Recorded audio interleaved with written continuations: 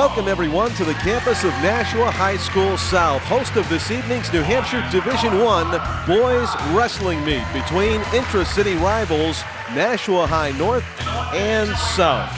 Hi, I'm John Collins, along with Joe Plant, who will be our guest analyst today for this exciting match, or series of matches. Joe LaPlante, who is a coach, coordinator of the Boys and Girls Club Wrestling Club, and also the coordinator of the wrestling at the 3 public middle schools in Nashua, including Nashua Catholic Middle School. Joe LaPlante, it is a treat to have you with us on Nashua ETV to tell us what's going on here, because I'm going to confess up, this is my first time doing a high school wrestling meet. Well, John, it's great to be here with you, and you're going to see tonight that high school wrestling is a terrific sport, terrific spectator sport. Look at this gym. It's banged out. It's packed to the gills. A lot of wrestling fans here. The bleachers are totally full, and along the far side of the mat here on the floor are what looks to be about 60 or 70 youth wrestlers from the Boys and Girls Club and middle school programs. It is terrific here. When I pulled in, it looked like school was in session, or John Cena was wrestling tonight. But this is par for the course, probably especially for an intra-city meet like this. Certainly for Battle of the Bridge, it's the Battle of the Bridge events, no matter what sport, are always very well attended. So running down the rosters as you were doing, Joe, before the matches begin, you were kind of handicapping how the things might fall, literally, and you were mentioning some key matches in the course of the event. We have about 14 weight classes ranging in weights from 106 pounds to our biggest wrestler, our heaviest wrestler in the match is 265 pounds. Right. So who do you foresee possibly being the favorite in this? Well, obviously, the favorite in terms of team, most people would have said coming in that North was a favorite over South. You know, they've had some common opponents such as Bishop Girton, and North has usually beaten their opponents by greater margins than South. But a couple things that could change that tonight. Number one, it's a Battle of the Bridge event, and kids get up for these events, and they seem to get more emotionally fired up. They wrestle harder, they play basketball harder, they play football harder. They just do everything with more intensity in a Battle of the Bridge day. And the wrestling meet will be no exception. The other thing is, North's had some significant injuries. Their 126-pounder, Peter Daniels, very good wrestler, was injured against Bishop Girton. He's out for the season. Their 220-pounder, Zach Lavoie, another very good wrestler, placed last year at the state meet. He was 4th in Division I. He was injured, and he won at this meet last year and beat the South 220, who was Chris Doobie. But Zach Lavoie's out tonight with a bad injury. Those are the types of injuries that can really affect a team scoring event like this, and maybe even a score. So I anticipate, frankly, very, very close meet. That's Joe LaPlante. I'm John Collins. We're pleased to have the indispensable Tim O'Neill handling the camera duties, and we're minutes away from the opening match, which we understand is going to be the 106-pound class. Yeah, it's rare to start at the lightest weight class. You know, usually at wrestling, it's almost done by lottery. A weight class in the middle is picked, and you move up from that weight class in a round back to the bottom. We're going to go bottom to top tonight. We're going to start at 106 with the Cam Bennett versus Kevin Melanson match, and work all the way up to the heavyweights at 285. You were pointing out a very interesting fact about this 106-pound and under match is that one of our wrestlers, Joe's going to give up 16 pounds to the other wrestler? Yes, and now these are two kids at 106, Kevin Melanson for South and Cameron Bennett for North. They're both freshmen, which is not unusual for a 106-pounder, but they have wrestled each other literally competitively at least 20 or 30 times as youth wrestlers, as middle school wrestlers, and in practice for many years drilled with each other constantly. Now they're facing each other, one from the south end, one from the north, in a varsity high school meet.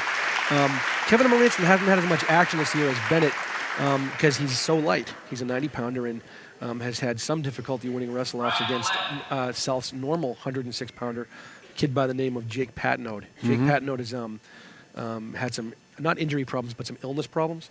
So he's not in the meet tonight. So Kevin Melanson gets his shot at 106, and I can tell you this: Kevin Melanson wrestles hard every minute of every match, and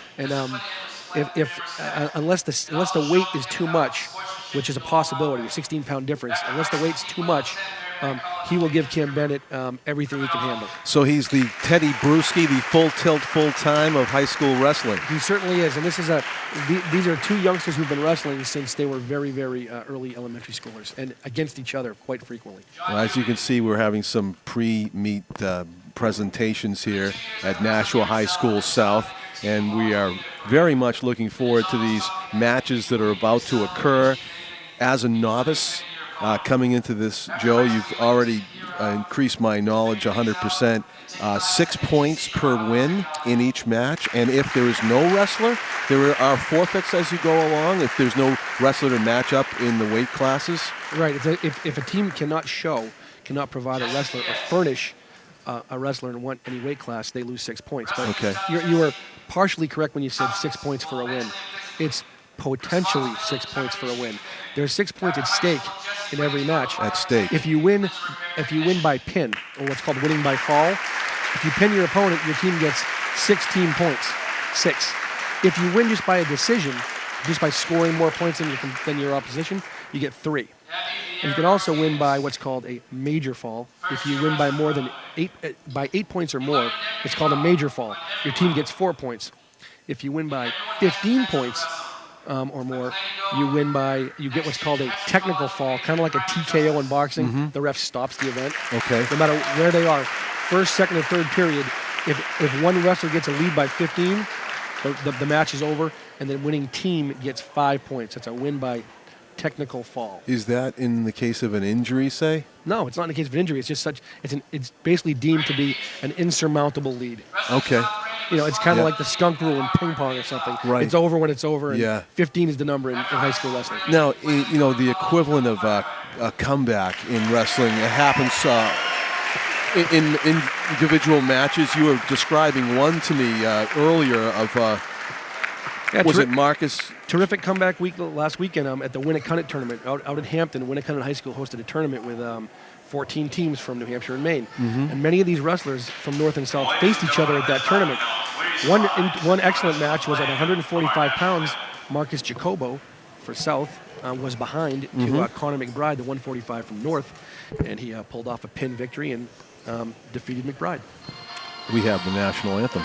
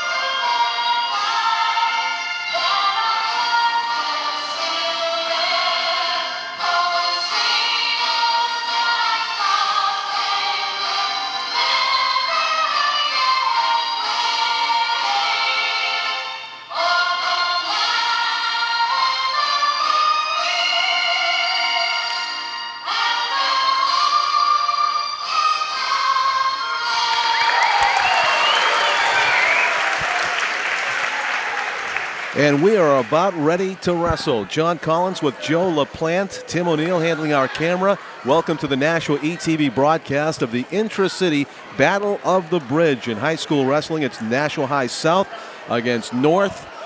And before we begin, I want to say that I am amazed at the turnout, Joe. You probably are used to this, but there's at least 300 plus people in this gymnasium. Oh, well over 300. I'm hoping we can get a shot of that crowd. It's just maybe a terrific 500. crowd from the top of the rafters down to the bottom of the floor as Cameron Bennett, the 106 for Nashua North, heads out to the mat. Here's Cameron Bennett, as Joe said, the Titans' first wrestler of the evening, and he will be faced by 90-pound Kevin Melanson. Kevin Melanson, Kevin shoots.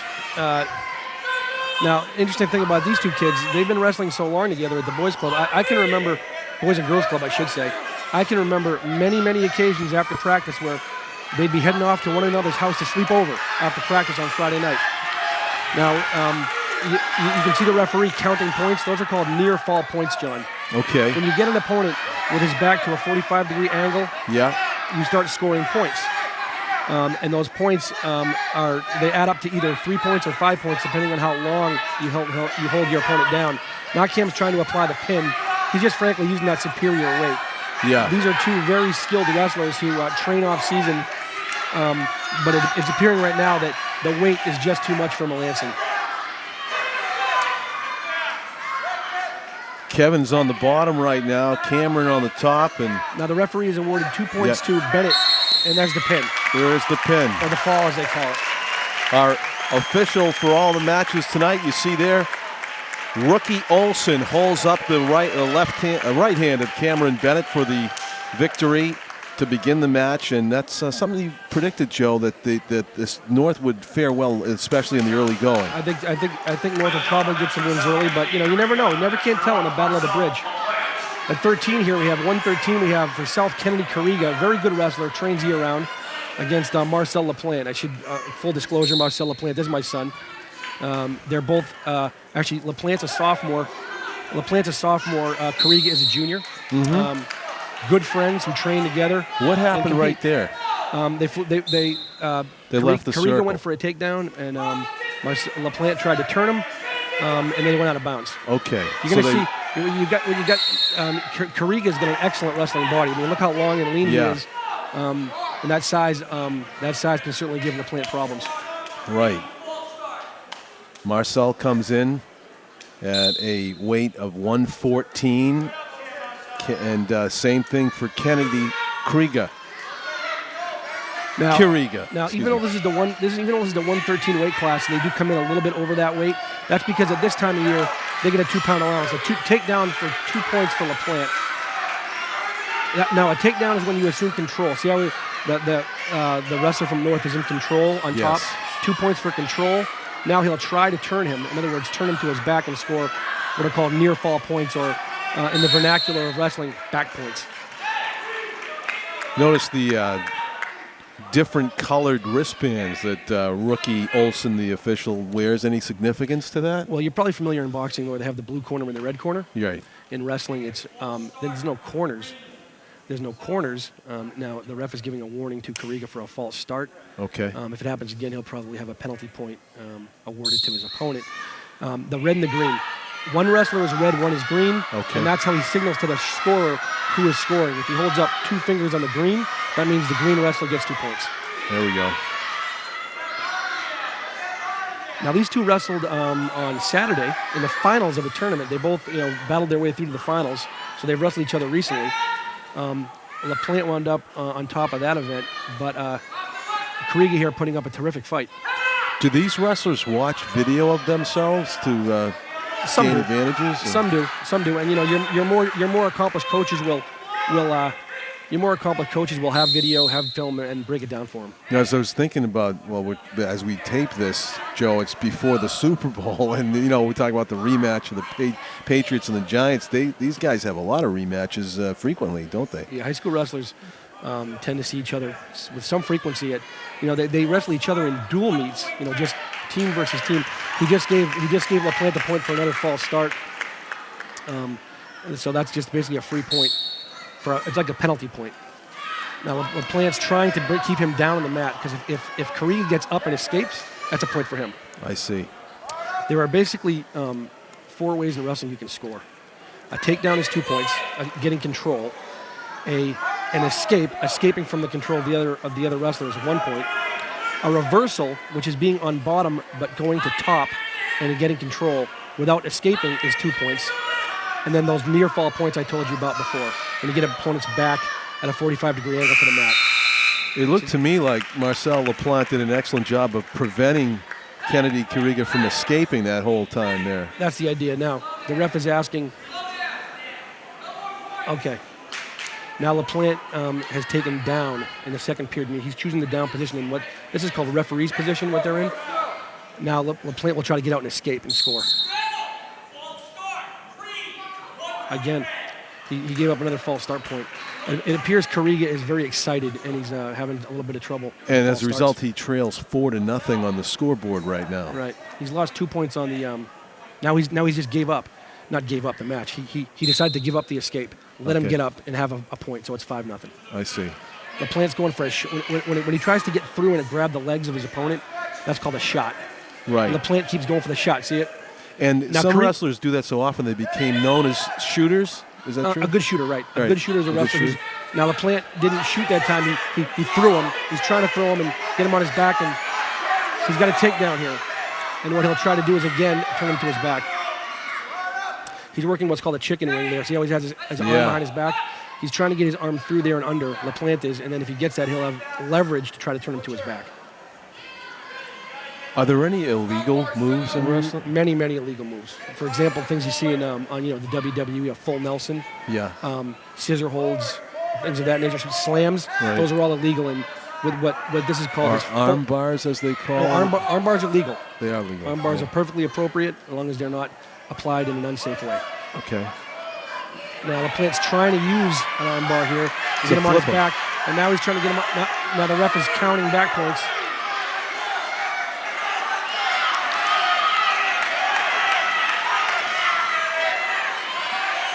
The ref has awarded him 3 back points.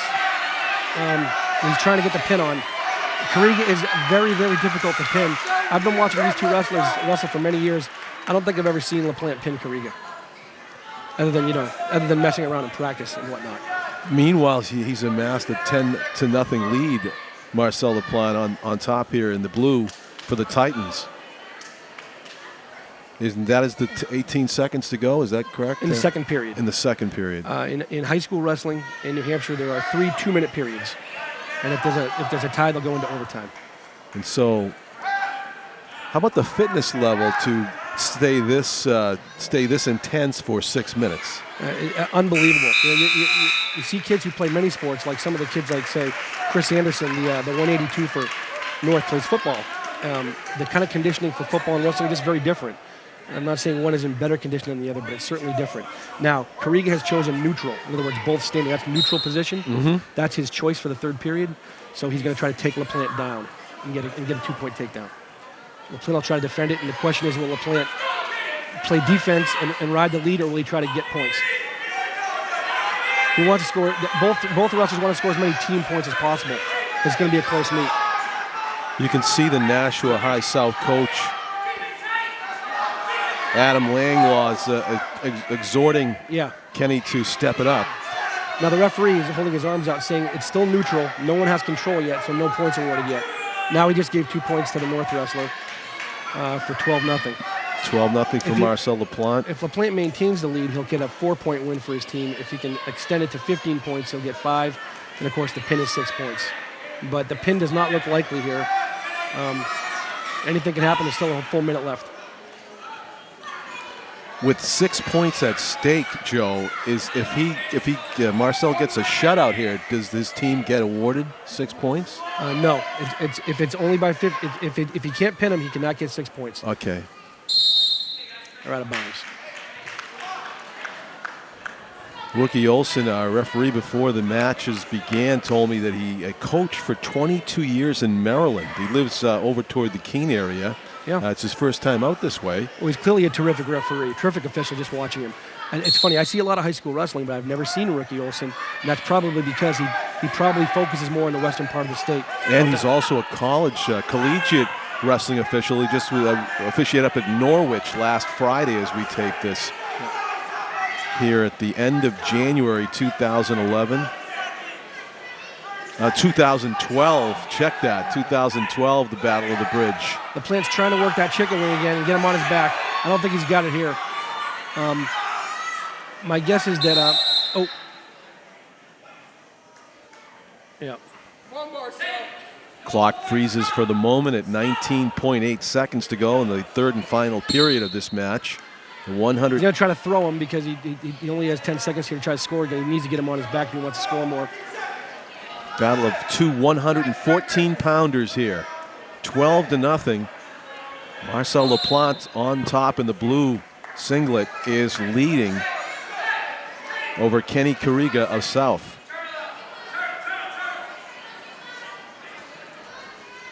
5.7 seconds as Rookie Olsen whistles the play back in. And time runs out. And here, neither wrestler particularly happy with that result. But you know, less than satisfying for both of them at some level. Now we're going to 120. We've got Angelica LeVake here, one of the few female women wrestlers. Of course, there's no women's wrestling in New Hampshire or any other high school that I know of, out of high school in any state. And Morley Kurt is a freshman in 120 from Nashua North. Now, Morley Kurt, John, is normally a 113-pounder like LaPlante. Yep. He's a freshman, not nearly as experienced as LeVake, but he's been a very fast learner from what I've observed.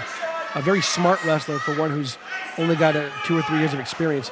He started wrestling at Pennachuck Middle School under Coach J.W. Williams, who's a terrific teacher.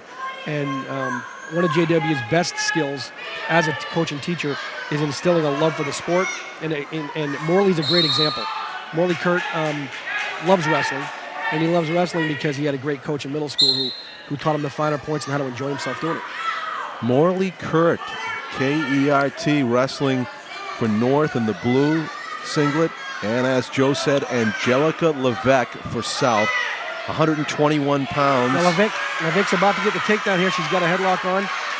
Angelica LeVake, as you can see, is a very experienced, polished wrestler. She's been wrestling since middle school. Looks like Kurt may get the takedown, but she's defending it well. One thing about South wrestlers in general, they're terrific defensive wrestlers. And that's not to say they don't go on the offensive or they're not aggressive, but they defend the shot, they defend the takedown very well, as you just saw. LeVake was a little bit danger there being taken down, and she turned it around, and it's still 0-0. You know, the old-fashioned,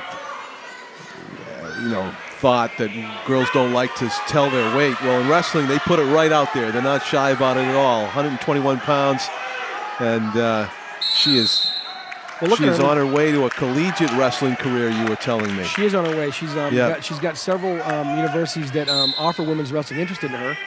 And Angelica, as a former cheerleader, believe it or not, there was a big feature article on her in the Telegraph recently. She chose wrestling over cheerleading.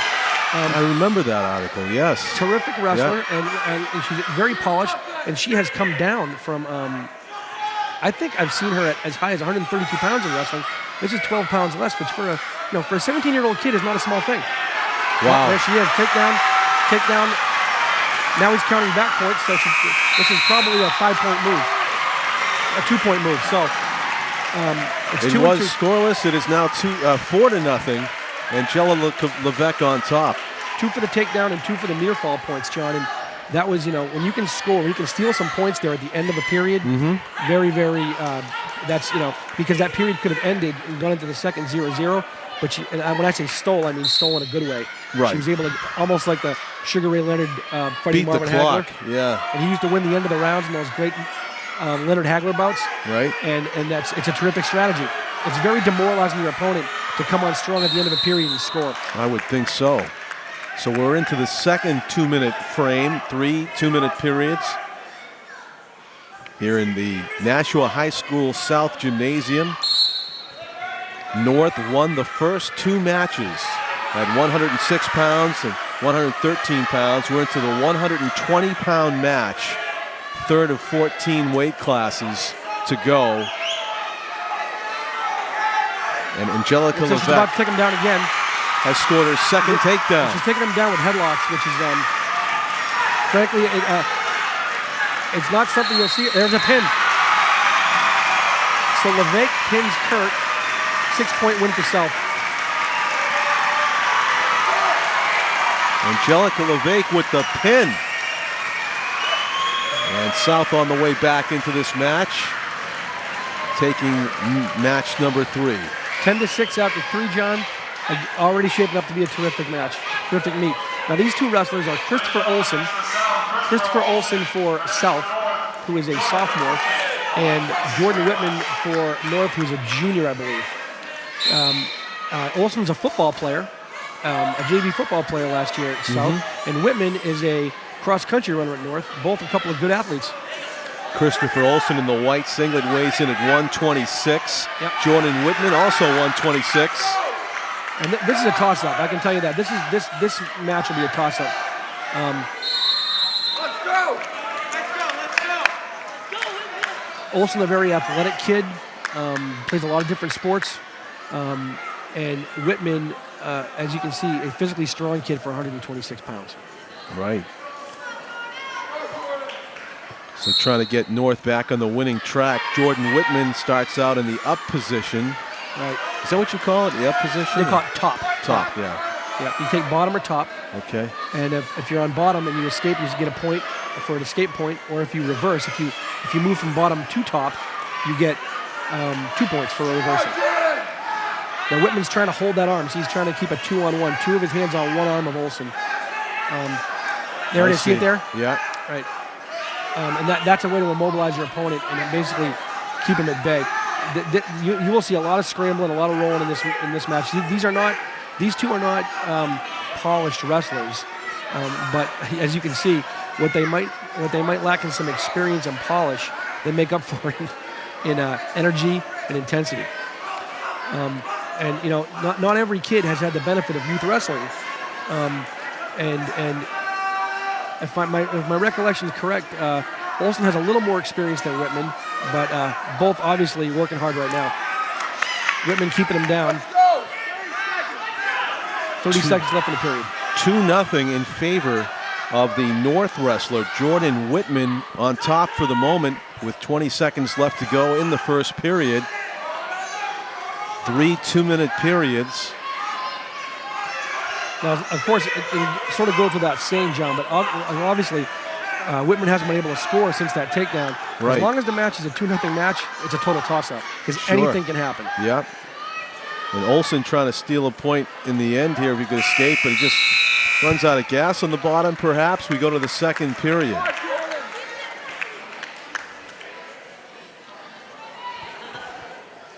Now, the excitement for both of these wrestlers will build. A lot of pressure to win in a Battle of the Bridge match. And Whitman hasn't had a ton of wins this season. He's had some, but not a huge amount. And so winning in front of the hometown crowd in the packed gymnasium, I'm sure is an exciting opportunity for him. And here we go. Now he's on bottom. Olsen on top. Caution green. So he's cautioning Olsen. If that happens again, much like happened to Kariga, he'll... Oh, and he's out. The ref hasn't given him an escape point yet, which is surprising. He's going to keep him He's going to try to keep him from going out of bounds. If they get out of bounds, 1 point red. So he did give him the escape point. He gave Whitman the escape. It's 3-0. Yep. 3-0 for the... Now they're back in neutral, John. Wrestler in blue as they restart in neutral. Oh, there's a shot by Olsen. Single leg. That's called a single leg. If he can take him down, it'll be a single leg takedown. But no, Whitman turns it into a takedown. 2 points. 2 points for Whitman. Wow. That was so he converted it. Now he's got him on his back. Nope, no back points. That was a big swing. Nearly a takedown for Olsen. Instead, Whitman gets the 2 points. And as you saw, the ref started the count. Rookie Olsen started the count, but then didn't get to 3. He's got to get to 3 when a wrestler's on his back before he can start awarding near fall points. Oh, now he has him. Had him on his back briefly. Whitman working very hard here, going for the win. Under a minute to go, second period.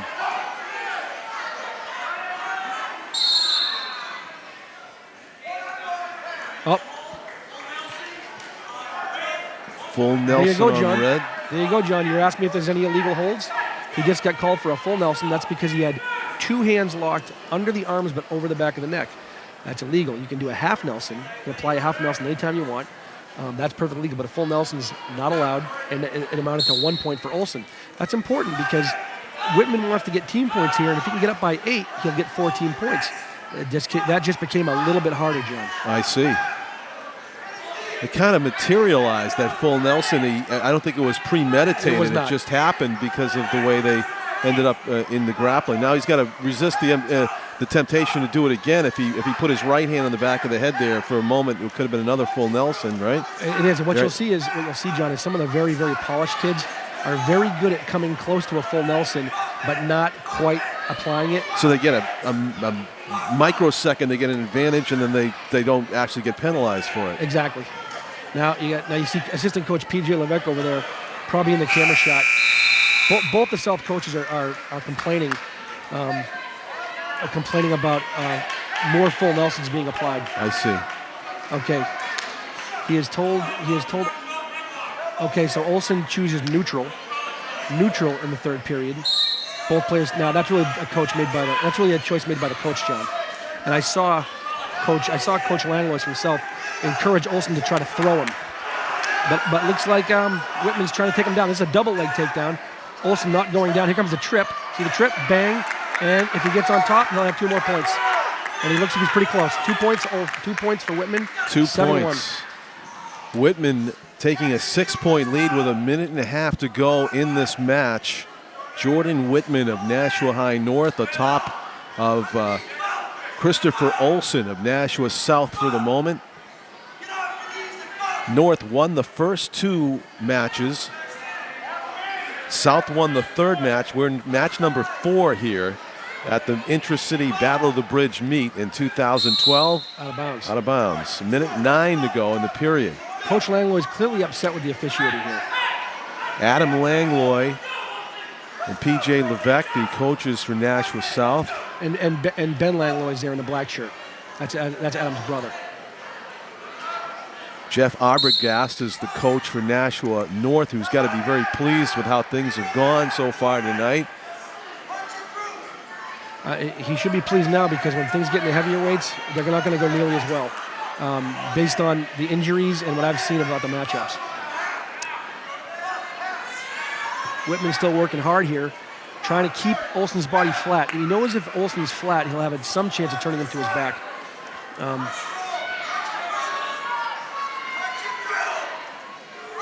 Not seeing anything in the way of stall calls. A wrestler on bottom is supposed to always try to improve his position. If the wrestler's not on the bottom, not trying to improve his position, he usually gets hit for stalling, and that's a penalty point. And if the wrestler on top... So that explains to me why it seemed that almost crawling forward, Christopher Olsen, despite being in the inferior position there on the bottom, he still was active. 126-pound wrestlers going at it here at Nashua High South in the last half minute. 7-1. Jordan Whitman leads for the moment. Under 20 seconds to go. It looks a little bit that what Olsen's trying to do is get out of bounds. I'm not sure, frankly, if he's trying to get out of bounds or, on the other hand, if he's just trying to keep moving. And they're out of bounds. Whitman not really allowing him to do much of anything. No. And 1.6 seconds remain. This match is just about over.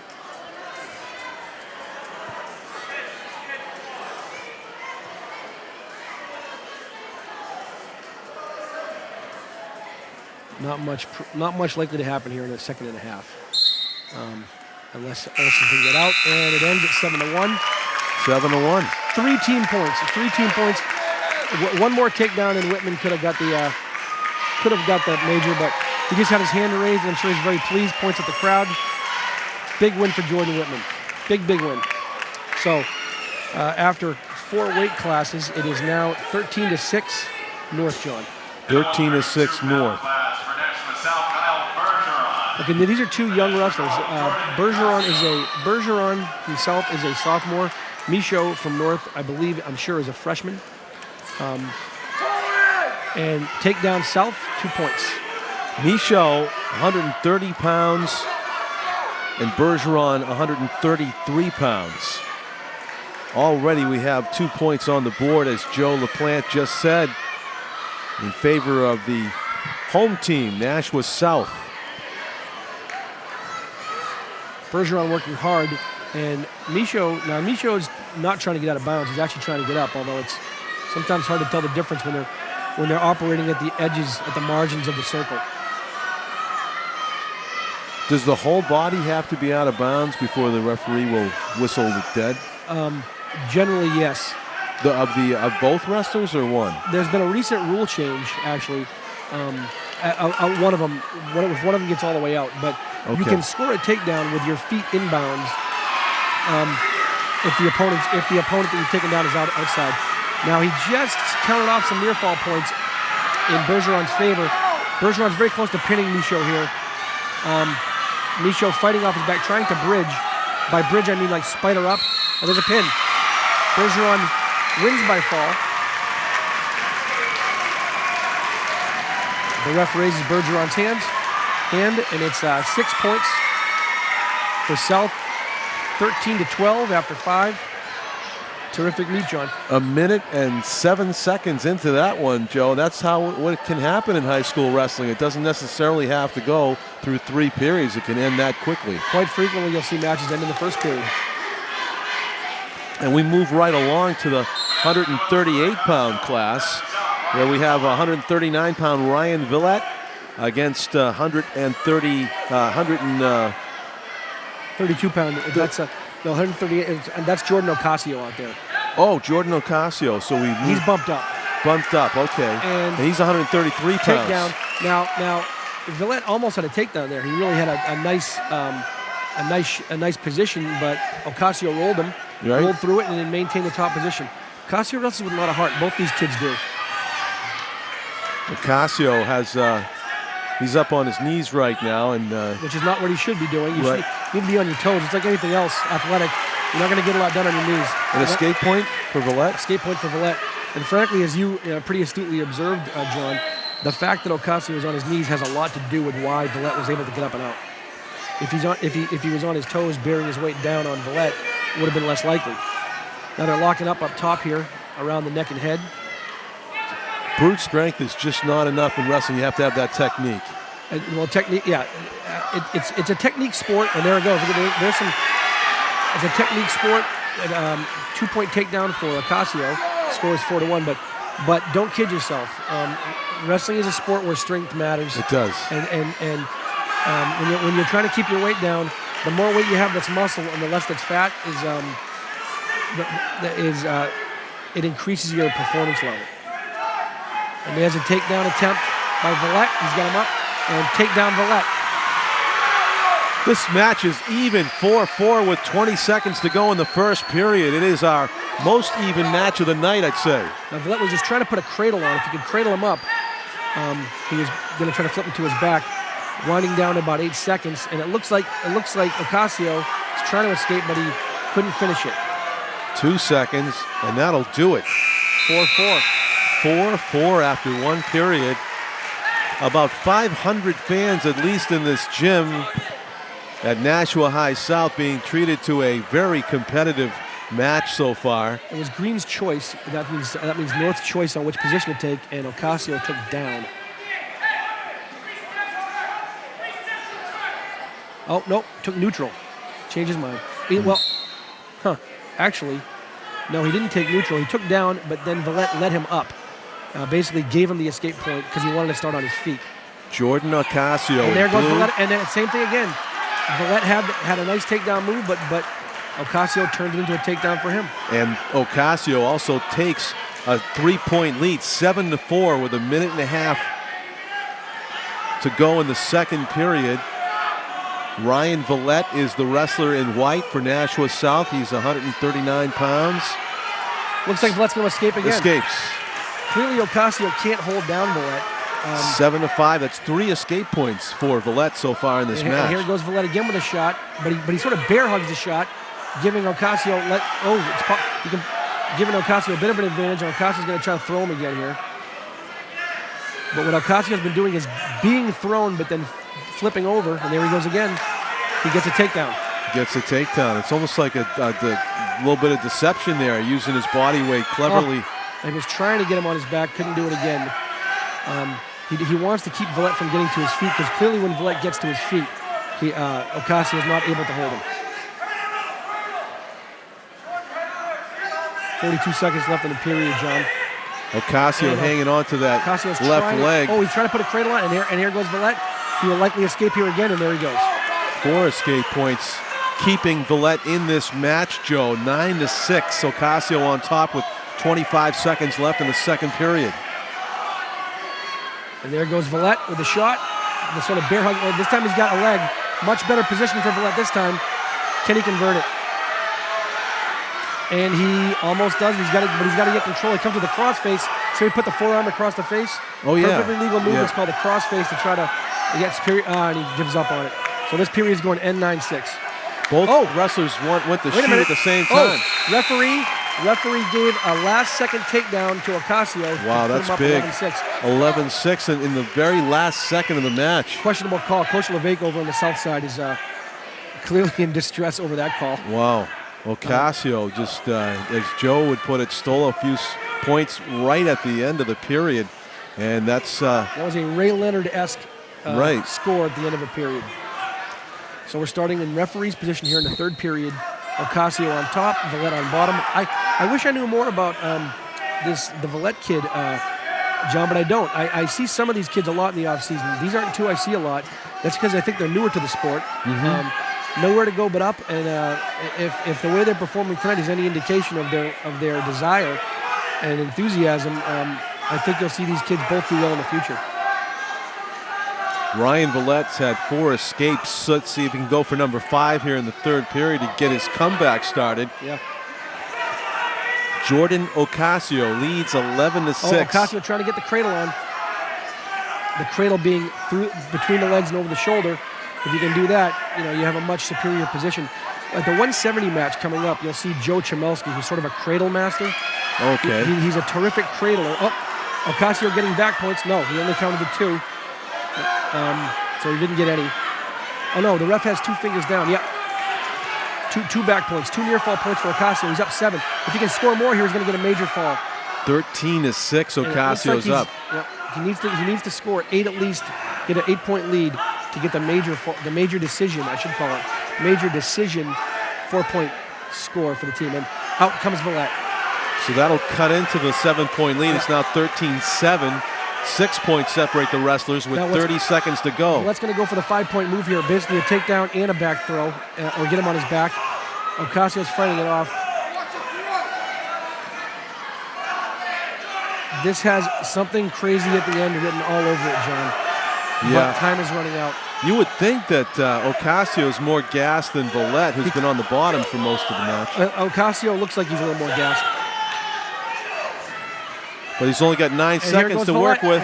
Oh, no, Ocasio's got him. Ocasio reverses it. And there he is. Oh, he's going to score here. He's got 2 points. It is an 8-point victory. Let's see what happens here. The ref's going to give him 2 and 2, give him 4. It's a 10-point victory. So he gets the major decision. 17-7, as you said, they needed to have 8 to separate the wrestlers to get the major decision. And that is a huge win for North's Jordan Ocasio and his team, as he gets a high five from Coach Arbogast to the north sideline. Both wrestlers, a lot to be proud of there, but Ocasio in particular coming up with a win not necessarily expected by North. Now here comes one of the matches of the night, John. This is a big match, 145 pounds. Jacobo, the junior from South, McBride, the sophomore from South. Marcus Jacobo in the white. Team captain. And Connor McBride in the blue. Right. McBride weighs 146 and Jacobo 147. Actually, if you round off McBride, 146.6, so same.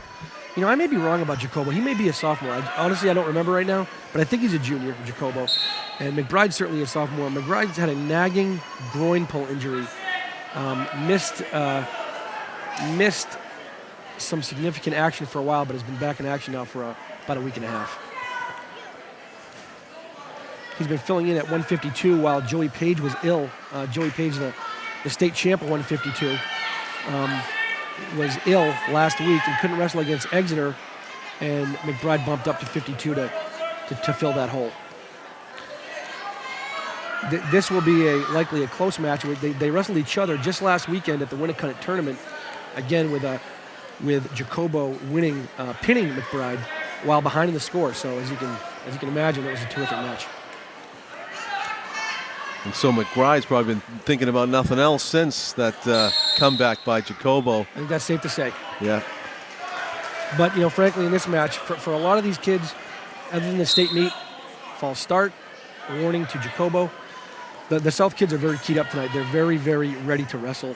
Right. A few of them having false start problems, but that's just nerves and enthusiasm. but for a lot of these kids, this is the match this is the meet they've been thinking about all year.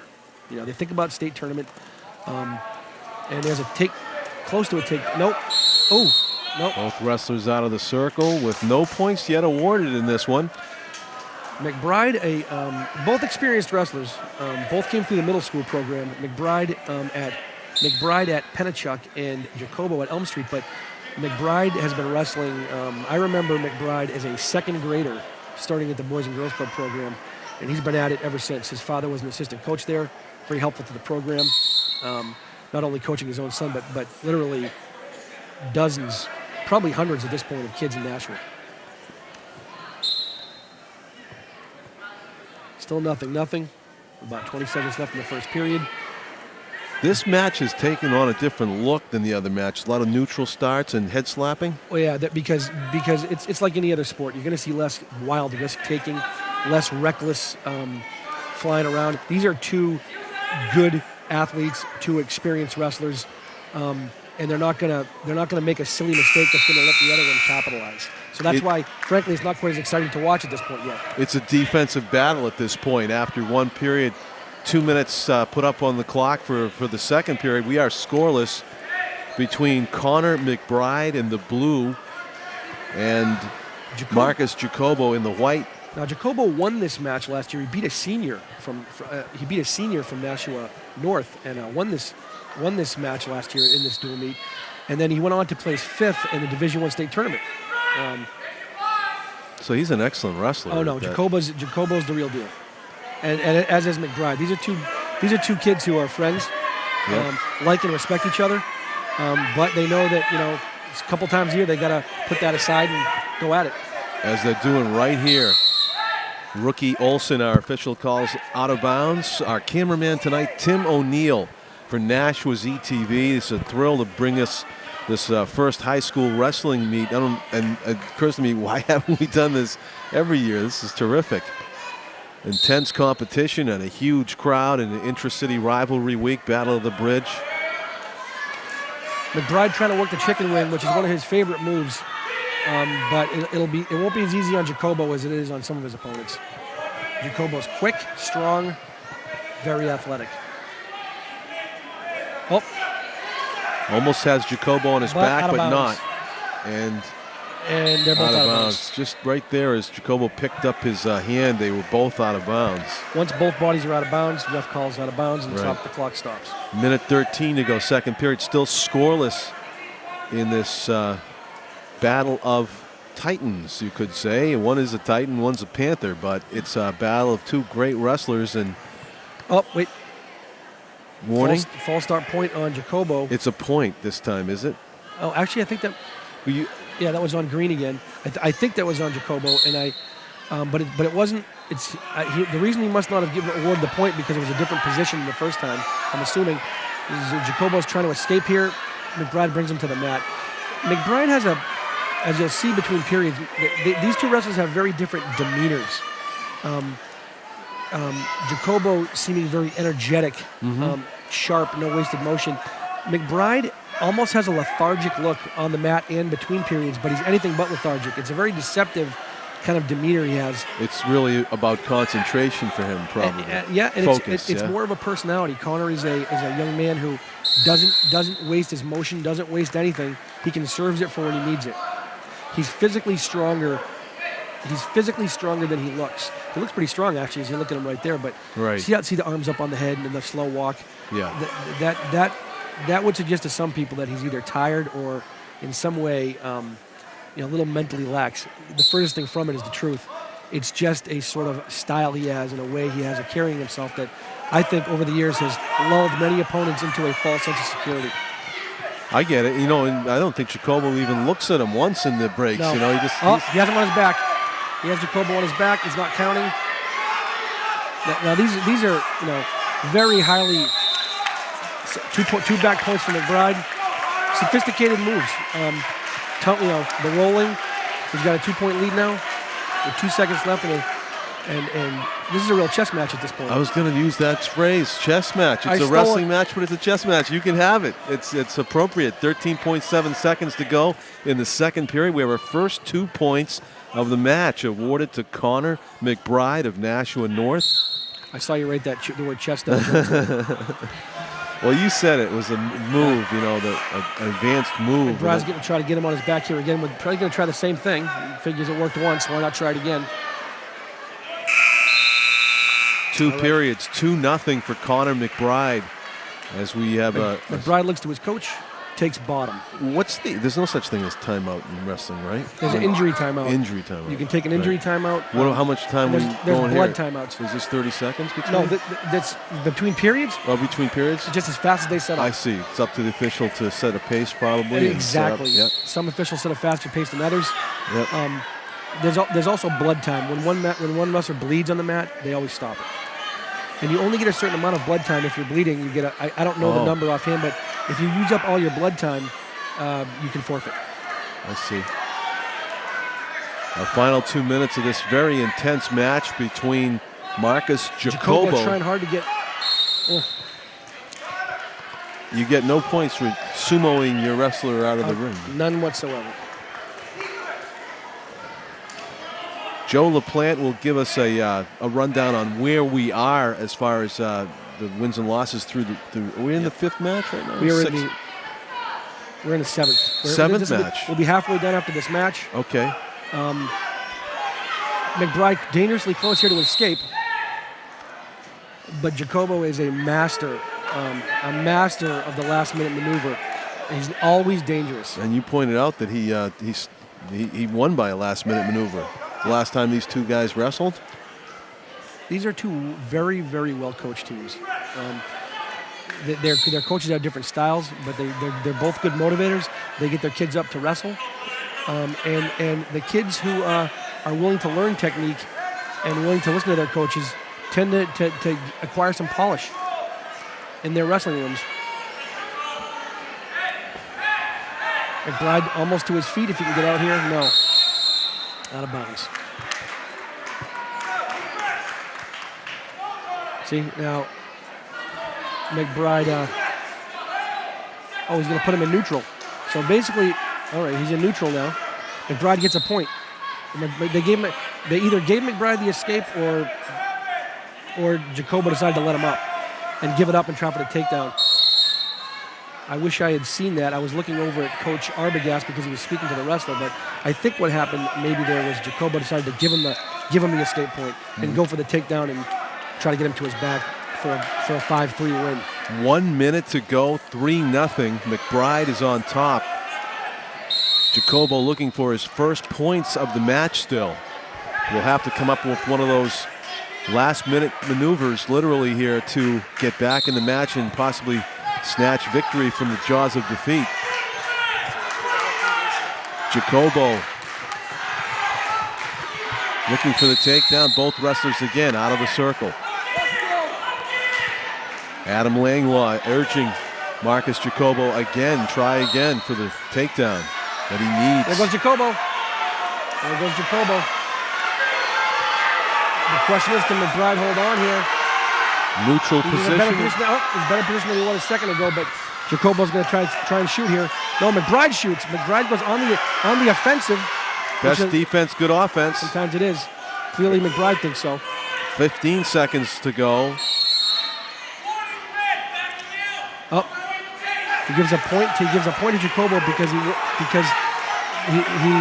the call is that McBride backed out of the circle. Kind of a strategic back out. Fleeing the mat is a penalty. Right, you have to be pushed out against your will or else you get penalized. We just found out. McBride circles back in. 2 seconds out of 1.6. Neutral position. Jacobo's got to basically lightning fast here and shoot. Slam. Yeah. Unless he tries a headlock throw and he won't. Oh, 2 points. 2 points. Tied up. Gonna go to overtime. How did he do that? 3-3. Marcus Jacobo snatches a tie from the jaws of defeat. Coach Arbogast talking to the ref, questioning the call, but says he was in time. So it's a takedown, 3-3. Jacobo, like a shot out of a cannon, grabs the right ankle, the left ankle with his right hand. Called an ankle pick, and he uses it. An ankle and now pick. McBride has. Okay. So 3-3, we're in overtime. 1 minute up on the clock. The first takedown here will win, John. That's the rules. It's got to be deja vu again for Connor McBride. He was half a second away from victory. We're in overtime. Now, in overtime, of course, it's a lot like third period. It can come down to conditioning. McBride defending against another ankle pick or takedown, gets backed out of the circle. About 40 seconds left in overtime. 3-3. Will they continue to do another overtime? If it takes, they'll go on as long as it takes, John. 1 point will take it? But you really can't score 1 point unless it's a... Right. Well, you could, but it'd have to be like a penalty or something. Okay, and you don't want to see it end that way. McBride goes for the shot. Here goes Jacobo, trying to spin and score for 2. McBride spins. 2 points. 2 points clean. Marcus Jacobo has done it again. The Nashua South wrestler somehow manages to beat Connor McBride. McBride visibly upset. Terrific match by both wrestlers. Connor McBride has nothing to be ashamed of, but he's got to be stunned nevertheless. 17-15 after 7 matches. We're halfway through the meet, John, and it's 17-15, extremely close meet. Now we got... Tell me the impact of that. Now this is a... Okay, now we have Tyler Elwood at 152. Why do you think that Adam Langlaw just said 10 seconds to his wrestling? He wants a 10-second win. He wants this over in 10 seconds. Wow. Mercer is a transfer from Merrimack High School. Normally Elwood would go after, would wrestle Joey Page here, the 2 top 152s in the state. Ty Elwood, a very, very accomplished and superior wrestler. He's already got him on his back and he's counting. I don't think Coach Langwell's got his 10-second wish, but he may very well get his quick pin here. Yeah. Doing all that he can to try to prevent that. Now what's happened here, this is Tyler Elwood, a junior from South, who's a Division I state champion last year at this weight class against Justin Mercer, who I do think placed last year for Merrimack in Division II. He did place in Division II. I'll say this though, what this means then is that North is bumping Joey Page, their all-state champ at 52, up to 160 to wrestle South's 160. Mercer's hanging on for the moment here, Joe. Oh yeah. Is this a typo here in the... Yeah, it says Justin Morar. Yeah, it's Mercer. Thank you. Elwood goes for the ankle pick just like Jacobo did against McBride. Takes him down, 2-point takedown. A lot of scoring here contrasted to the match we just had. There's already 8 points up on the board, 7 to 1. For Elwood. Mercer here has the work cut out for him. There are very few kids in the state who want to face Tyler Elwood. And Elwood is probably a little bit disappointed in the fact that he didn't get to wrestle Joey Page, because those two have a long-standing rivalry. Yeah. 2 points for Elwood. I thought you were going to say he was a transfer from Iowa there for a second. No. When you said he came from Merrimack, but... all the way from Merrimack. He's got a classic wrestler build, doesn't he? Well, Elwood? Yeah, Elwood does, but Mercer's the one that transferred from Merrimack. Oh, excuse me, yeah. Elwood is another kid who I remember wrestling at the Boys and Girls Club of Greater Nashua in 2nd grade. That's how long he's been at it. Tyler Elwood's a kid who's been wrestling youth, middle school, high school, done some traveling, wrestles off season with a couple of clubs. This is the 153-pound weight class. 52, actually, 152. But as you said, this time of year they're allowed the 2-pound leeway. They can be a little heavy if they want. In late January, to allow for growth, because these are young people, okay, the NHIAA allows a 2-pound allowance. And everybody gets 2 pounds, which, now there's Elwood. No pin yet, but he gets 3 back points, so now he is up. He's up 12-2. I'll tell you, if Mercer can survive this without getting pinned, it's somewhat of a victory for him and for North, because Elwood certainly ought to pin Mercer. Not that Mercer's not a good wrestler, it's just that Tyler Elwood's used to pinning almost every opponent he faces. And Mercer is really more of a 145 than a 152. The referee, Rookie Olson, just showed what looked like a green circular symbol to the officials. And It's a false start on Elwood. Yeah, he just gave him a point for it. Point, yeah. So that's the second point for Mercer, and that's another point, right? Again, yeah. See, the South kids are clearly hopped up. That's not in a bad way. I mean, now they're having they've had a few false start issues, but it's not really a big deal. I mean, you got to cost them a point here and there, but if they're on the edge, that's usually a good thing. That means they're wrestling with intensity. And they're going off the beginning of the whistle. Tyler Elwood, your wrestler, in the white. Justin Mercer in the blue. Mercer's been on the defensive since the opening second of this match, and it's Elwood on top, literally, and on the scoreboard. 12-2 with a minute and a half to go. The second period of this match. 3 2-minute periods. Ladies and gentlemen, the winner of the 50-50 raffle, please get out your tickets. 818-247. That winning number again, 818-247. Reset. Forward to the scorer's table. Can the wrestlers hear? Can the wrestlers hear the crowd, Joe? They block it out. Does it depend on the wrestler? Exactly. I think. First of all, I should. I've never wrestled a competitive match, so I have no idea. But my sense is that there's not a lot of listening to detail going on. Even frankly, not a lot of listening to what coaches say going on. It's a very intense situation out there. I'm sure they feel like they're fighting for their lives. Right. I mean, these are two wrestlers here. You got Mercer, who's trying to do everything just not to get pinned. That's his goal today. Yeah. Don't get pinned by one of the top 2 or 3 wrestlers in the state of New Hampshire. Now, and you heard the coach tell Elwood he wants a 10-second pin. If he can, and he hasn't been able to pin him yet. He's very close to pinning Mercer now, though. Very close. And there's 40 whole seconds left. For Mercer to hang on here for 40 seconds would be quite an accomplishment. Every second's got to be agony for Mercer right now to try to stave off that pin. Now Elwood's arm is sort of blocking his own. Oh, here it is. Now he's going to looking very close to a pin here to me. 25 seconds left in the period. Elwood's got him very much under control. Somehow Mercer must be contorting his body to keep his shoulder blades off the mat. Exactly what he's doing. And if he can hang in here, Elwood will get 3 points, and it'll be 17-3. There still won't be a technical fall, but it'll be. Oh, there's the pin.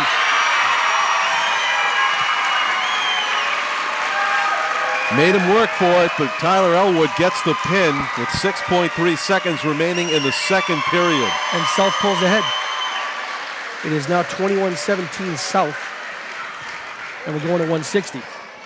Adam Langlock credits his wrestler, but Jeff Abergrass did just that. He congratulated his wrestler. Absolutely. Great effort. Now, here are 2 terrific kids. Okay, for South, you've got Wilson Pellot. Terrific young man, lives in the city of Nashua, wrestled for the Elm Street Middle School team, and Joey Page, who wrestled actually wrestled for Pennachuck. Now, Joey Page gives up about 7 pounds here. He does, but Joey Page can give up a lot more than that. Joey Page is one of the, he's at the Tyler Elwood level of wrestler. And usually those two, Elwood and Page, have had some terrific battles. I see what you're saying. But they bumped Page to 160. Right. For strategic or tactical reasons, and Page's goal now has to be to pin Wilson Pellot, because if he doesn't pin him, the bump didn't work because Elwood pinned the North kid. You follow what I'm saying? Right. They gave up 6. He's got to answer back. Yeah. The North gave up 6 points. So for Coach Arbogast's tactical move here to work, Page has to pin Pellot. The heavier wrestler, who's Joey Page, is 153, and Wilson Pellot comes in at about 160, 159.8. And Pellot's on the bottom right now, and he looks like a handful for Page. Wilson Pellot's a very tough, very athletic kid. Not nearly as polished a wrestler as Page, but a very game fighter. 2-1. Page get the single leg. He'll likely take down Pellot here. The question is, can he turn it into something more than a takedown? And there's the trip, and there's a takedown. Joey Page's experience as a wrestler showing right there. Yeah, senior. Yeah, probably one of the few seniors in the room here tonight, believe it or not. These are young teams. Yeah. And Page is now, I know Pellot's been having some back problems. In fact, I know he was at the chiropractor today, actually. He told me when I came in tonight that he had been at the chiropractor today, and I just saw him holding his back. He told me also on Saturday out at the Winnicott tournament. that he was having some back problems. Joey Page last year with Tyler Elwood had a lot of close matches. Elwood at 52 won the Division I state tournament. Then a week later at the Meet of Champions, where all divisions are together, the individual event, Page beat Elwood. So they have quite a rivalry. They know each other well. Yep. And both frankly would have preferred to wrestle each other today than what they wound up doing. Taking one for the team. Yeah. Both of them, right? Page goes for the double leg takedown here. Wilson fighting very well. 4-2, Page on top. After one, North had to be hoping for a better result than this after the first period. I didn't catch how Wilson Pellot scored his 2 points, Joe. He scored his 2 points with 2 escapes, John. Okay. But they were escapes where Page let him up. Page got sick of trying to turn him on his back because Pellot's a big, strong kid. So Page let him up, gave up the 1 point. He figures he's better at trying to take him down and roll him to his back quickly than trying to turn him to his back in a down position. Now, Pellot takes down, which puts Page on top at the beginning of the second period. Fresh 2 minutes go up on the clock.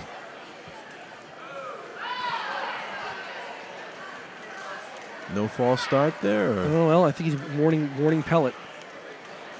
No, I didn't see any signal. No signal to the scores table, so not sure what that was. Wilson tries to get up. Joey tries to throw him on his back. Interesting that these two are wrestling each other, John. It's just that these are two kids who distinguish themselves in the community as being friendly, polite, respectful kids. You know, I mean, almost all these wrestling kids are very respectful, well-behaved kids. But some kids distinguish themselves with the way they interact with adults. These are 2 of them.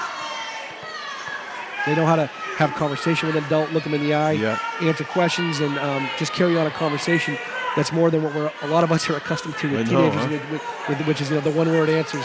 Yeah. And you know, so these are. And, I'm sure they're probably not exactly the same with their parents as they are out there, but they're 2 terrific, nice kids. There's a maneuver by Joey right there. Yeah, flips him over. A minute to go, second period. Here, Page's teammates exhorting him to get a pin. Yep. This is, you know, if this ends in anything but, well, I wouldn't say anything but a pin, but if it ends in a regular decision here for North, it's a victory for South. It really is in the terms of the team scoring. It's Joey Page trying to get that pin for his team. He's working what's called a ball and chain here. He's reaching through the legs and grabbing the arm. See, so he's pulling like a chain through. Right. It's called the ball and chain. He's got Wilson to his back. He's scoring. He's going to try to pin him. He's got 30 seconds to do it in. It's a difficult way. Oh, the difficult way to pin. Wilson Pellot in a very difficult spot right now, but I don't. This is a difficult way to pin somebody. Oh yeah, he's out. Now he's got 3 points. He's going to try to get him on his back again. Wilson fighting hard with a bad back. 13 seconds left. Wilson was all the way out, and our official Rookie Olson calls a stoppage with 13.2 seconds left in the second period. Joey Page is on top, 7-2. Wearing the blue and Wilson Pellot in the white singlets.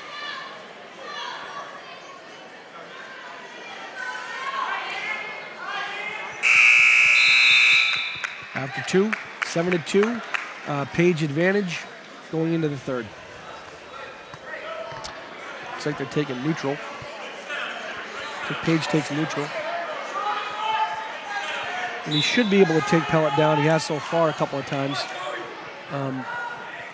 It's not whether he takes him down, though. It's what he does once he takes him down. Nice move.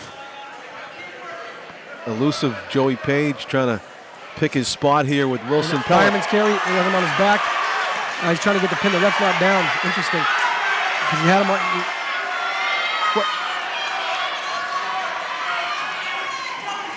Page racking up the points here, trying to get the pin. Yeah. Pellot working it and working and bridging, trying to get out of trouble. Pin. There it is, the pin. So Joey Page does it in here in the third period.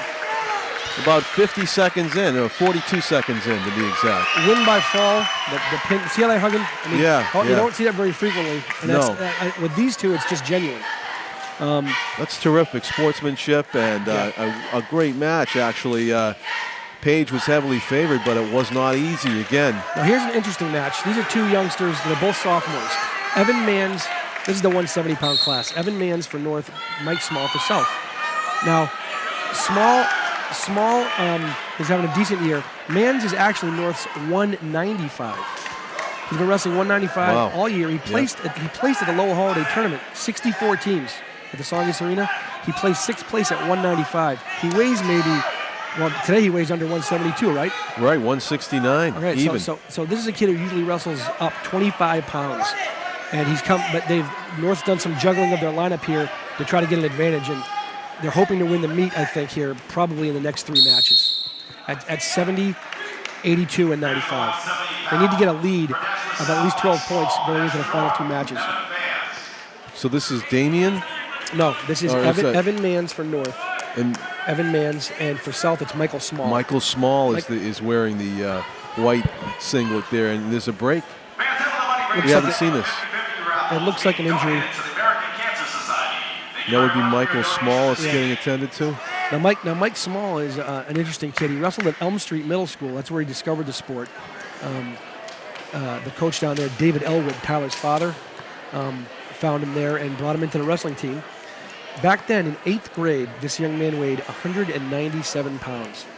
Now, after a couple years in high school of wrestling and playing football, he's down to what, 164? 169, yeah. Think about that. Yeah. Wrestling's been a wonderful thing for him. 164, Michael Small, right? We're talking about. He's down 2-0 to Manns right here. Manns a little bit more of a polished wrestler. In his middle school days, Manns was at Nashua Catholic under Coach P.J. LeVake. Coach P.J. LeVake at South was Evan Manns' middle school coach at Nashua Catholic. Coach LeVake knows many of the wrestlers here. Well, Michael Small's got to feel light to Evan Manns if he's been wrestling up in the 195-pound class. I think that's safe to say. I think Manns last week beat. Manns beat South's 195 actually at the Winnicott tournament. I'm not sure about that. We're in the first period of what could be 3 2-minute periods. Evan Manns leading 2-0 in the blue over Michael Small, who's on the bottom right now, trying to work his way out. Under a minute to go. First period. These are both football players. Manns at North, Small at South. I think it's safe to say that football is the first love for both of them. And Manns trying to walk over the head and get him on his back. Small fighting hard. The ref's about to start counting. There it is. Nope. Oh. Manns almost got reversed there, but stayed with it. Very athletic kid. I know Manns last summer went to the Boston University wrestling camp. Spent a couple weeks down at BU working on his game. Under 20 seconds to go first period. 2-0. Manns still in the lead.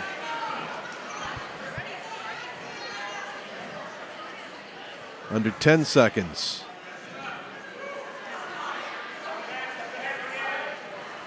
2-1, and that'll do it here in the first period. Still amazed at that match we saw between Marcus Jacobo and Connor McBride, Joe. I mean, amazing match, yeah. Well, I thought that would be the match of the night if Page and Elwood didn't go, and so far, looks like it was. A 2-point deficit. Jacobo managed to erase in the last half second with an ankle snatch. Ankle pick, and then he won in overtime. Really quite a performance. Got to be very demoralizing for McBride and encouraging. And then Manns scores an escape point, so he's up 3-0. Okay, 3-0 for the North wrestler, Evan Manns, M-A-N-N-S. John Collins with Joel LaPlante. Very happy to have Joe with us, who knows the backstory of so many of these wrestlers, and adding to this Nashua ETV broadcast of the Battle of the Bridge. Takedown. Takedown from Manns. Goes up 5. Trying to get the back points, but Mike Small not giving anything up here. Now he's trying to get wrist control in 2.5 to half Nelson. You see that he's applying the half Nelson, but takes it off, moves to the other side for half Nelson, and now he's moving him to his back. Obviously, the half Nelson legal, the full Nelson not legal. We saw points deducted for that. Exactly. Now Evan's trying with the bow and arrow here, the head and the ribs. He's trying to bend him like a bow. That's an old sort of a youth wrestling move that Evan has used to his advantage many times, even as a high schooler. Evan's a kid who likes to go back to the old familiar moves, and they work well for him. Although they're not working to get Small on his back here. Here he's trying again. He's got the half Nelson. He's moving, but the leg is stuck. Oh, he's giving him 2 backs. 2 near fall points for Mans. Goes up 7-0. 7-0 for Mans. Piling up the points with about 30 seconds to go, second period. Trying again. He's trying to get some more points before the period's over. He's got to try to stay in bounds here, though, is the key. And here he goes again. Yeah. Ref's counting 3. If he gets to 5, the ref got to 5, he stops. That's 3 near fall points for Mans. And now he's going for the pin. I'm going to say Evan Mans is stronger than he looks. He certainly is. He's a very strong kid. And he's very close here to applying the pin, but looks like that right shoulder. Nope, didn't get the right shoulder down. So 10-0 after 2. Mans from North up on Small. Small holding his head. I wonder if he's okay. Getting up slowly. Exhaustion, some labored breathing here. He's bent over. I don't know if Small's okay. He chooses neutral. I think he is okay. Sure, just trying to grab some a breather, I think. I'm actually surprised. I'm actually a little bit surprised that Small chose neutral here. Probably wasn't his choice. Probably his coach's, but Mans is not bad in his feet for a big guy. And there we go. See, single leg takedown, and there's the takedown for Mans, 2. So if he can get 3 more points here, depending on if there's a pin. Minute and a half to go in the match. We're in the third period, and Evan Mans on top with a commanding 12-0 lead on Michael Small, trying to hang on here and finish the match.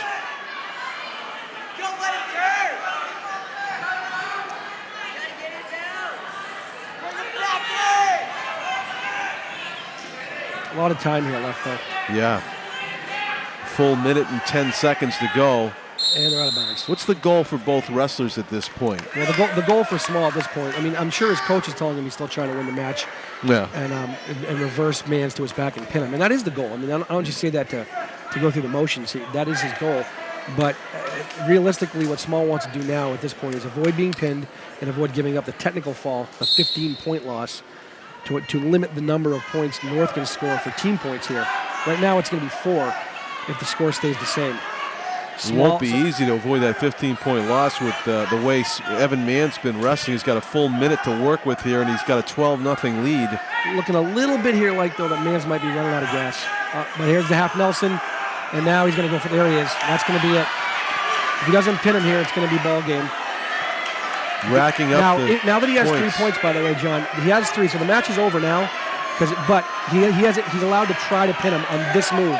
If he lets him up, it's 15 points technical fall. But if he can get the pin on, he'll get the 6-point pin, and that's what Mans is going for. He might has that. What's that hold he's got there? It's not. That's just a half Nelson, and now he's staying heavy on him. Very close here to the pin. There's the pin. Evan Mans. Quite a display by the North wrestler there. Michael Small just gave it his all, but now, so Evan Mans. That's Evan Mans, their 95-pounder, coming down to 70 to wrestle. He didn't have to lose that weight, by the way. He's been wrestling as a 170 up at 195. I get you. Now here's Joe Chmielewski. Joe Chmielewski's a cradler. The young man, he's wrestling for South. Joe's in the North blue There's singlet. the shot, takedown.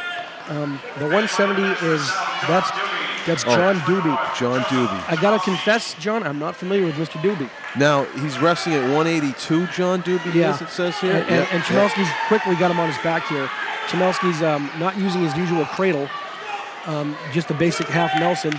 He's up 4-0. But what you'll see, Chmielewski, there's the cradle. holding him back. He's going to see. Look at, when I said he was a cradle master, it took him all of 30 seconds to get it on. He's like a spider. And once he gets the cradle on, very difficult to escape. I'd like to talk more about Mr. Doobie here, but I don't know him. Right. Well, it's one of the rare wrestlers that you don't know. There's another Doobie on the South team. Christopher Doobie, who's still to wrestle. 220. Yeah. He placed last year at Division I. Christopher did at 6 at Division I. A terrific wrestler. Works off season very hard. Joe I don't think they're related. Chmielski. Did you say Chmielski or Chmielski? Joe Chmielski is a long-time wrestler. Been at it since 34th grade in the Boys and Girls Club program. Wrestled his middle school. He started at Pennachuck with Coach J.W. Williams and then transferred over to Nashua Catholic with Coach LeVake from the South over there. And, just a big, strong kid. Big, strong kid who is always trying to improve his game. Piling up the points right now, Joe. Yeah. And he'll be one of the, here's the pin. There's the pin. Joe Chmielski with an impressive victory in 1 minute and 10 seconds into the first period. Well, this is what it's going to come. This 195 match is crucially important now because South is going to have a big clear advantage at 220 with a forfeit. So Chris Anderson here is going to be trying. To get a pin here against Jesse Diaz, who's also a pretty good wrestler. Jesse Diaz placed last year in Division I, 5th in the Division I tournament. Statewide. Yep.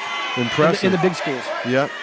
Anderson is a football player, and I think Diaz is also, but Anderson's certainly a football player at North. And they battle furiously out of the circle, so rookie Olson will reset the wrestlers in the center circle. 2 minutes per period in Division I New Hampshire High School Boys Wrestling. Thrilled to bring you this match. John Collins with Joe LaPlante, Tim O'Neill manning our camera here on Nashua ETV. Both these wrestlers are football players for their respective schools. And as you can see here, not a lot of shooting, a lot of locking up. Yeah. Trying to get that advantage for a headlock throw, which is what a lot of these big fellas try to apply. I was thinking, to be a coach in this sport, you must be in good shape because you're tense the entire match, aren't you? You're up on your toes. Look at these guys. And a lot of these coaches roll around on the mat with these young athletes, to demonstrate moves. And of course, things get physical. Yeah. And sometimes bumps and bruises occur, if not worse. But both these coaches were high school wrestlers. Both these coaches wrestled in high school. Coach Langlois over at South was a wrestler at West High School, Manchester West. And Coach Arbogast wrestled here at Nashua High back when it was just Nashua High. Moved here, I think, during his high school years from Pennsylvania, which is, hardcore wrestling country, but wrestled his high school career at Nashua. I'm not sure if it was Coach Bellavance he wrestled for or for Coach Rowlett, his replacement, but several years ago, obviously. 30 seconds to go, first period.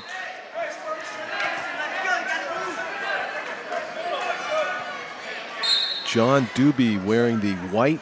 No, it's not Doobie. That is. That's Jesse Diaz, right. We were past that point. Jesse Diaz at 188 coming into the match. Now, when he's trying to work a whizzer here, a whizzer is when he had that arm hook. Oh, yep. Diaz, 2 points, Diaz. So takedown for Diaz. First 2 points of the match go to South's home wrestler, Jesse Diaz. 4 seconds remain, first period.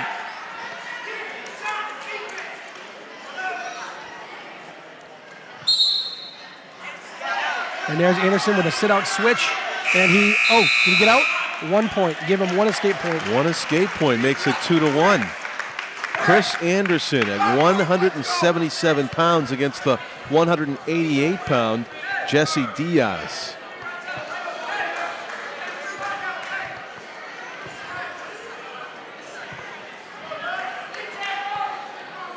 Anderson in the down position, second period, trying to escape again. Looks like he did it pretty easily again. It's a reversal. It's tied at, actually, you gave him 2 points? He did, because he got a reversal that time. He didn't just escape, he reversed him. Okay. Now Diaz is fighting back hard. So Anderson jumps ahead 3-2 with that 2 point reversal and escape. Right, but he's awful high here, and he's got to be. The idea when you're on top is to keep your weight back on the hips and not be too high on the shoulders, because if you're high on the shoulders, you can get flipped over pretty easily. And Diaz is very close here to escaping and has escaped. So it's tied at 3. 3-3. Excellent match. Jesse Diaz and Chris Anderson. Now, Chris Anderson is actually North's 182. In the normal meet, Chris Anderson would have wrestled the wrestler that Joe Chmielewski just wrestled. Chmielewski's normally their 170, so North has basically juggled their entire lineup. Their 195 mans went down to 70. Their 170 Chmielewski went up to 82, and their 82 here Anderson is up at 195. It's all tactical, trying to get the best advantage they can over the best matchups they can with South. I haven't seen South do a lot of bumping tonight.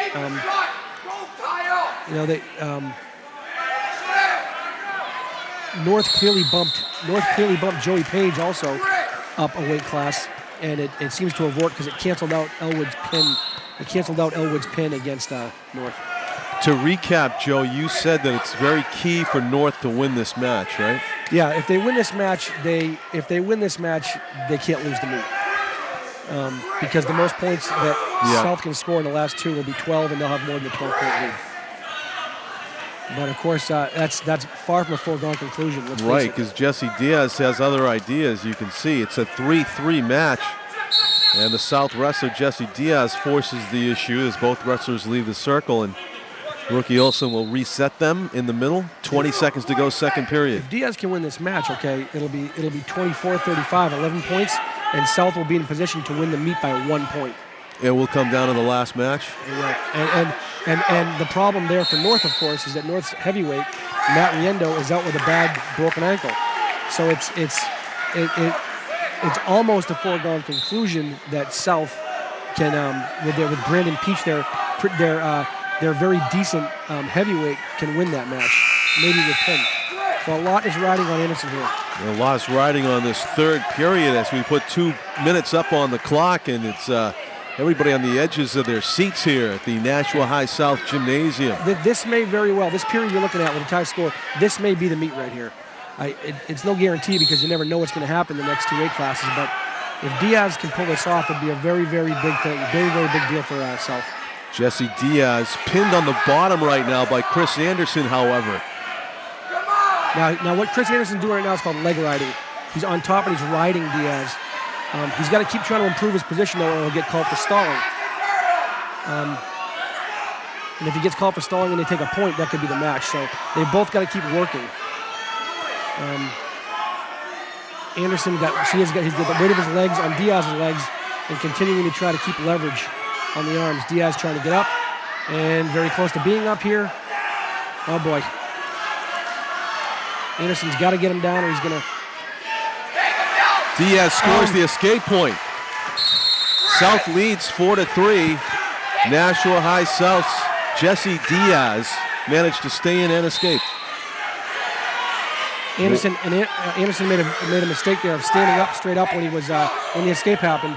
Almost gave up a takedown, but didn't work out for Diaz. Anderson's going to have to get him down. And Anderson's usual takedown method is sort of a throw. Yeah. And I'm not sure he can do that to Diaz. Our more knowledgeable wrestling fans realize just how important this match is as the cheering intensity picks up a little bit here, Joe.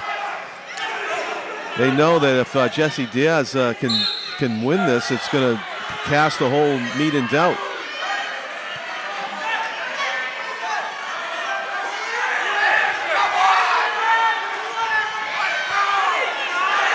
Anderson trying to get up on the side and get up under. Oh, takedown. Takedown, yes. I don't understand that at all.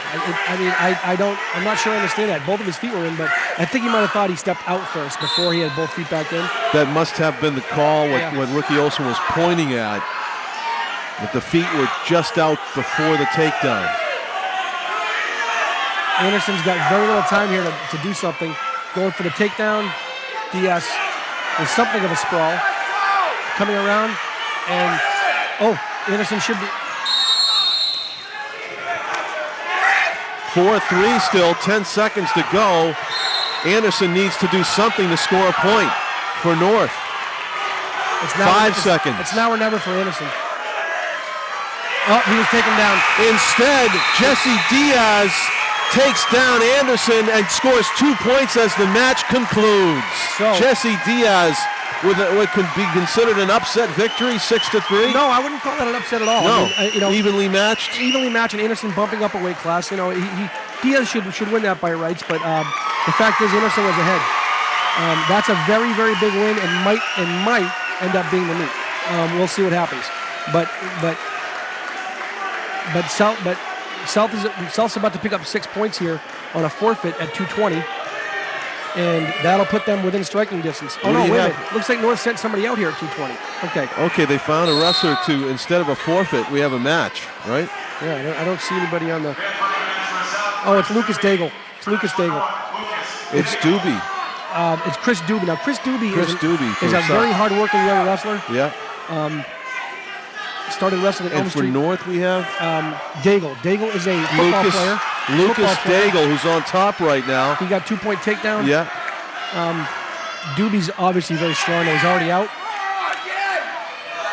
Lucas Daigle has scored 2 points. He's 215 pounds, the North wrestler in blue.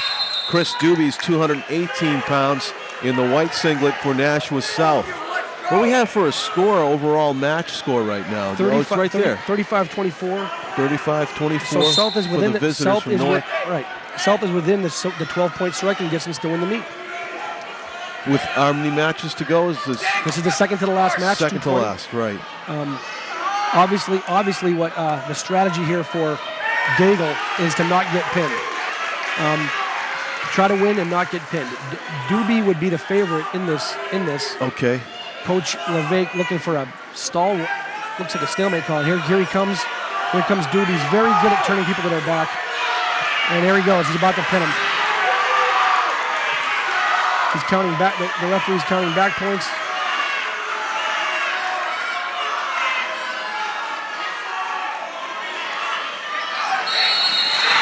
Yep. South is positioned now to win the meet. Christopher Doobie scores the huge pin in the second to last match here in the Battle of the Bridge as he helps Lucas Daigle to his feet and gets his right hand raised after the handshake for the victory. We are into the very last match on the schedule. Now again, it's the same strategy for North. If North can avoid the pin, it'll be at least a tie. It'll be at most a tie and maybe a win.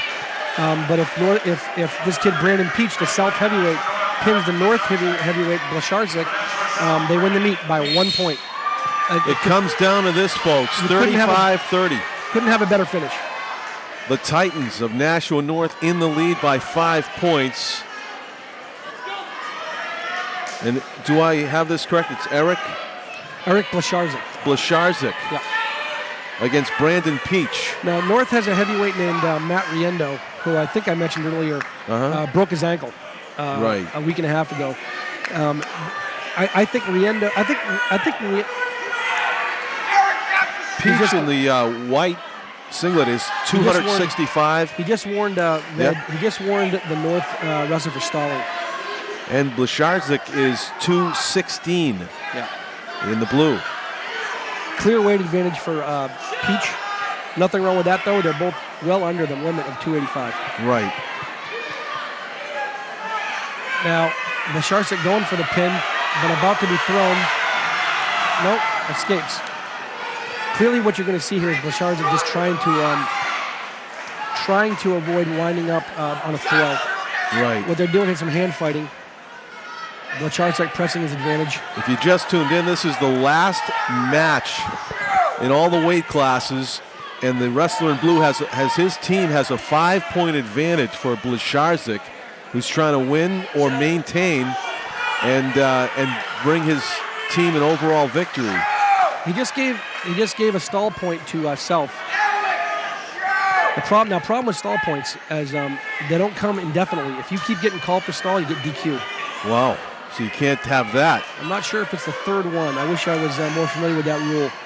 You never see it, frankly, that someone gets disqualified for stalling, but it does and can happen. 1-0. And there's Peach. And there's the pin. He's going to pin. Trying for the pin. Using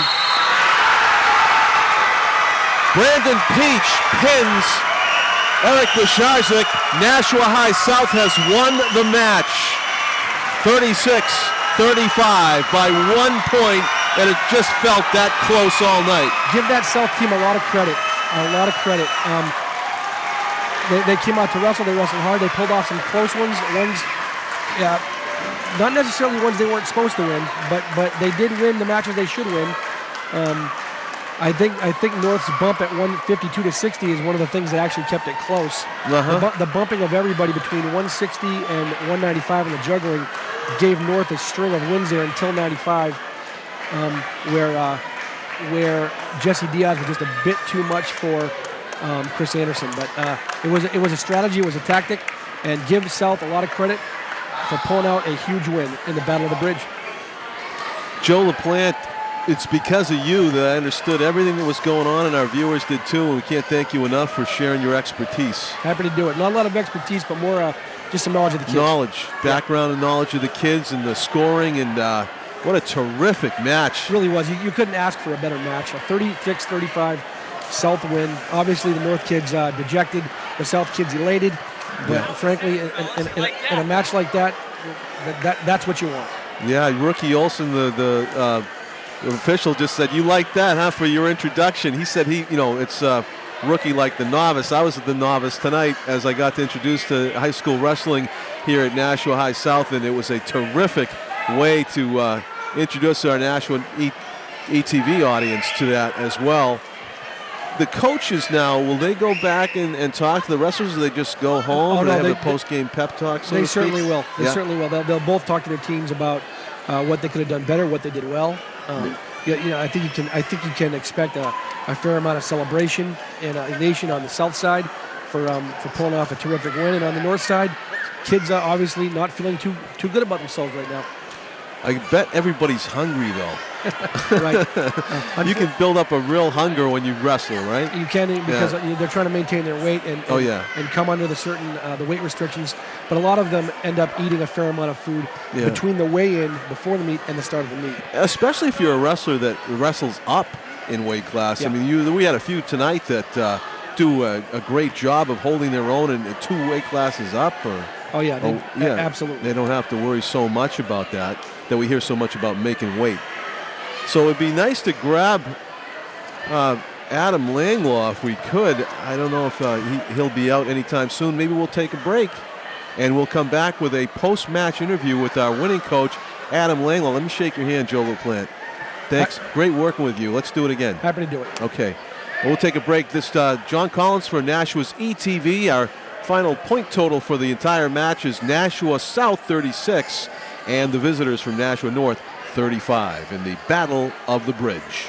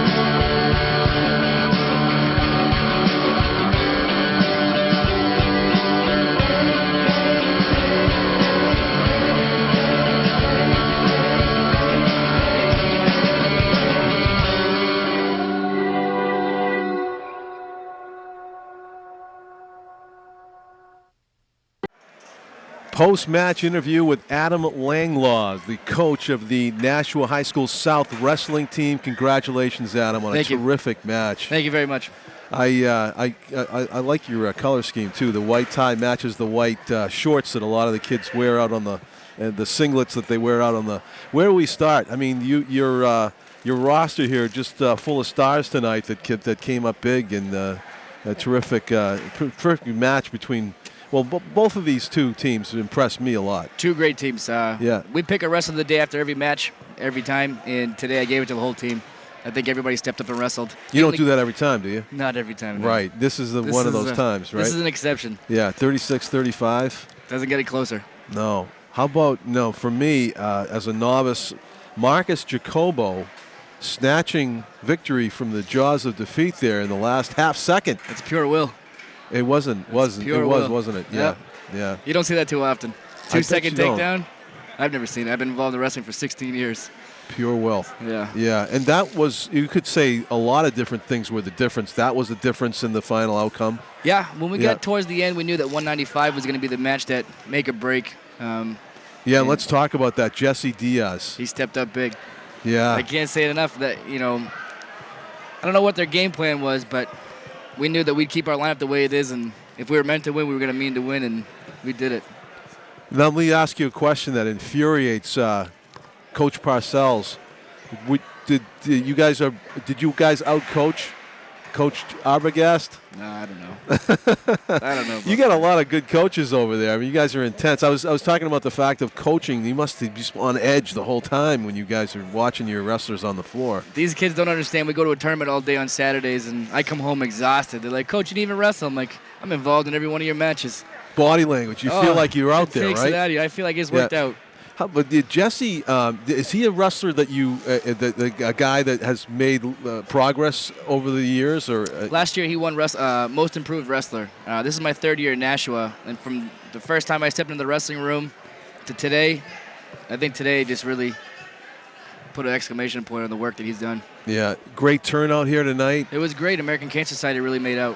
I was going to call wrestling an undiscovered sport, but it's just undiscovered by me. There's 500 people here, and I know the basketball gym was busy tonight, but what a great sport. And what I think is really good about putting this on Nashua TV is that they get to see guys like you and your wrestlers out here, and maybe some kids will see it and get inspired to join the sport, I really hope so. When I started wrestling my first year, we had 8 kids on the wrestling team, and that was 16 years ago, like I said, and now I got 30 plus, on my roster. So I'm happy the way it's come from then to now, and I'm hoping more do come out. And it doesn't cost a lot, I would imagine. It's a pair of shoes and a pair of shoes, a headgear. We buy everything else for you guys.